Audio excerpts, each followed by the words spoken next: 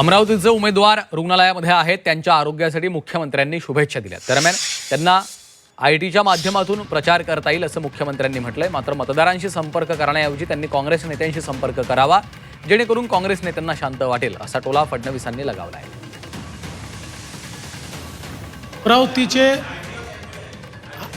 अमरावतीचे उमेदवार हे ॲडमिट असल्याचं मला समजलं।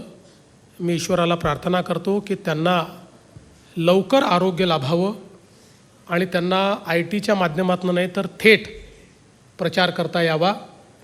पण आता आयटीची पण आपण व्यवस्था अशी ठेवलेली आहे की हॉस्पिटलमधने ते सर्वांशी संपर्क करू शकतात आणि प्रचार करू शकतात। फक्त मला असं वाटतं की त्यांनी मतदारांशी संपर्क करायच्या ऐवजी काँग्रेसच्या नेत्यांशी संपर्क केला तर अधिक चांगलं होईल, काँग्रेसच्या नेत्यांना थोडं शांत वाटेल। त्यामुळे माझी आपली छोटीशी न मागितलेला सल्ला त्यांना आहे